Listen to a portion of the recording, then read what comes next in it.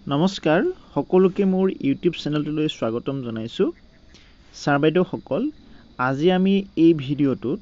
এনপিএছৰ অধীনত একাউণ্ট এটা খোল খোৱাৰ পিছত প্ৰাণকিট কেনেকৈ লাভ কৰিম প্ৰাণকিট জেনেৰেট হৈছে নে নাই প্ৰাণকিটৰ ষ্টেটাছ কি পৰ্যায়ত আছে প্ৰাণকিটটো আমাৰ ঘৰলৈ কেতিয়াকৈ আহিব সেই বিষয়ে আমি এই ভিডিঅ'টোত আলোচনা কৰিবলৈ চেষ্টা কৰিম আশা কৰিছো আপোনালোকে আৰম্ভণিৰ পৰা শেষলৈকে চাব এনপিএছ অৰ্থাৎ নেশ্যনেল পেনশ্যন সিস্টেম মোৰ অধীনত আমাৰ চাকৰি এটাৰ নিয়মীয়া হোৱাৰ পিছত আমাৰ এটা একাউণ্ট খুলিবলগীয়া হয় আৰু সেই একাউণ্টত আমাৰ থাকি অহা পইচাখিনি জমা হৈ থাকে অৰ্থাৎ পাৰ্মানেন্ট ৰিটায়াৰমেন্ট একাউণ্ট নাম্বাৰ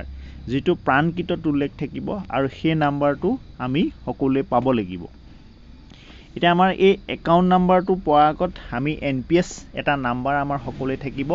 হেতু পাবলৈ হলে প্ৰথমে আমি ক্ৰম ব্ৰাউজাৰত ফিন আসাম টাইপ কৰি আসাম ফাইনেন্সৰ ৱেবসাইটত লগইন কৰিব লাগিব আমি এমপ্লয়ি লগইনত যাব লাগিব আৰু এমপ্লয়ি লগইনত আমি প্ৰথমে ৰেজিষ্টাৰ যদি হৈ আছে আমাৰ তেতিয়া আমাৰ নিজৰ ৰেজিষ্টাৰ্ড কৰা এনপিএছ একাউণ্ট খোলোতে ৰেজিষ্টাৰ কৰা মোবাইল নাম্বাৰ পাছৱৰ্ড আৰু কেপচাটো ফিল আপ কৰি পেলাই আমি লগইন কৰি দিয়াৰ লগে লগে আমাৰ গোটেই এনপিএছৰ গোটেই পেজটো খোল খাই যাব যদি আমাৰ ৰেজিষ্টাৰ হৈ নাথাকে তেতিয়াহ'লে আমি সেই এমপ্লয়ি লগইনৰ সাইন আপত যাব লাগিব সাইন আপত ক্লিক কৰি দিয়াৰ লগে লগে এটা নতুন পেজ খোল খাব সেই পেজটোত এনপিএছ একাউণ্ট খোলোতে আমাৰ যিটো বেংকৰ একাউণ্ট নাম্বাৰ আইএফএসচি কোড আৰু এই কেপচা সেইগিটা সম্পূৰ্ণ ফিল আপ কৰি আমি কন্টিনিউ কৰিব লাগিব কন্টিনিউ কৰাৰ পাছত আমাৰ পাছৱৰ্ড জেনেৰেট কৰিবলৈ এটা পেজ ওলাব আৰু আমাৰ সেই ফোন নাম্বাৰটো আৰু পাছৱৰ্ডটো জেনেৰেট কৰি আমি ইয়াতে লগইন কৰিব পাৰিম আৰু লগইন কৰাৰ পিছত এনপিএছৰ আমাৰ যিখন ড্যাশবোৰ্ড থাকিব সেই ড্যাশবোৰ্ডখন প্ৰথমে এনেকে ভাগ ভাগকে আইকন বিলাক দেখা পাব প্ৰথমে আকিব পাৰ্সোনেল ডিটেইলছ অৰ্থাৎ আমাৰ এই ফেস কাৰ্ডটোত আমি পাৰ্সোনেল ডিটেইলছ খোলাৰ লগে লগে এমপ্লয়িজনৰ নাম ইমেইল এড্ৰেছ ফোন নাম্বাৰ আৰু ইয়াতে এটা এনপিএছ নাম্বাৰটো আমি ইয়াতে পাই যাম ইয়াৰ উপৰিও আমি স্যালাৰি পে স্লিপত যদি যাওঁ স্যালাৰি পে স্লিপ ক্লিক কৰাৰ লগে লগে আমাৰ পে স্লিপৰ যিটো ফৰমেট সেই ফৰমেটটো খোল খাব আমাৰ প্ৰতিটো মাহতে যিটো পেমেন্ট পাওঁ আমি সেই পেমেন্টৰ একোটা স্যালাৰি স্লিপ থাকিব আৰু সেই স্যালাৰি স্লিপৰ পিডিএফটো আমি খুলি দিয়াৰ লগে লগে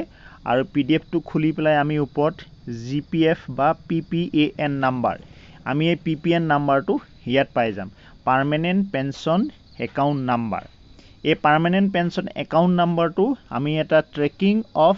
ডিসপাচ ষ্টেটাছ অফ প্ৰাণ আমাৰ প্ৰাণকিটটো কোন পৰ্যায়ত আছে ক'ত পাইছে হেতু জানিবলৈ হলে আমি প্ৰথমে সেই পিপিএন নাম্বাৰটো আমি ইয়াৰ আগতে পোৱা প্ৰাণ নাম্বাৰটো ইয়াত ভৰাই দিব লাগিব ভৰাই পেলাই আমি ষ্টেটাছটো চেক কৰিম এই পেজটোৰ যিটো লিংক মই ডেসক্ৰিপচনত দি দিম আপোনালোকে সেই লিংকত গৈ পেলাই চাব পাৰিব আৰু যেতিয়া আমি সেই পিপিএন নম্বৰটো ইয়াত ভৰাই পেলাই কেপচাটো ফিল আপ কৰি পেলাই সাবমিট কৰি দিম তেতিয়া আমি এই ৰেকৰ্ডটো পাই যাম ইয়াত হয়তো এজনৰ নো ৰেকৰ্ড ফাউণ্ড কোনো ৰেকৰ্ড নাই পোৱা মানে এতিয়ালৈকে প্ৰাণ জেনেৰেট হোৱাই নাই এনপিএছৰ একাউণ্ট খোল খালে কিন্তু প্ৰাণ জেনেৰেট হোৱা নাই ইয়াৰ উপৰিও কিছুমানৰ যদি মেছেজ আহে ৰেজিষ্টাৰ কৰা এনপিএছৰ একাউণ্ট খোলোতে যিটো নাম্বাৰ ফোন নাম্বাৰ দি ৰেজিষ্টাৰ কৰা হৈছিল বা যিটো ফোন নাম্বাৰ দিয়া হৈছিল সেই নাম্বাৰটোত প্ৰাণ জেনেৰেট হোৱাৰ লগে লগে এটা মেছেজ আহিব আৰু মেছেজ অহাৰ পিছত প্ৰাণটো ঘৰলৈকে বা তেজাৰী অফিচলৈকে পঠিয়াই দিয়া এটা মেছেজ মোবাইললৈকে আহিব সেই মেছেজটো অহা 10-12 দিনৰ পিছত যদি ঘৰলৈ নাহে তেতিয়াহলে কনচাৰ্ন তেজাৰী অফিচত খবৰ কৰিলে প্ৰাণ নাম্বাৰটো পাই যাব এটা কথা মন কৰিব মেছেজ অহাৰ পৰা প্ৰাণকিটটো ঘৰলৈ অহালে প্ৰায় 10-15 দিন মান সময় লাগে সেই সময়ৰ ভিতৰত আপুনি যোগাযোগ কৰিলে অফিচ নাইবা ঘৰলৈকে প্ৰাণকিটটো আহিব আৰু প্ৰাণকিটটো ক'ত পাইছে তাৰ ষ্টেটাছটো পুনৰবাৰ জনাইছো জানিবলৈ হলে আপোনালোকে এই লিংকত যাব লাগিব এই লিংকটো মই ডেসক্ৰিপচনত দি দিম আপোনালোকে সেই লিংকত গৈ পেলাই প্ৰাণ নাম্বাৰটো এন্ট্ৰি কৰি পেলাই সাবমিট কৰি দিলে আপোনালোকে নিশ্চিতভাৱে নিজৰ প্ৰাণকিটৰ ষ্টেটাছটো গম পাব থ্যাংক ইউ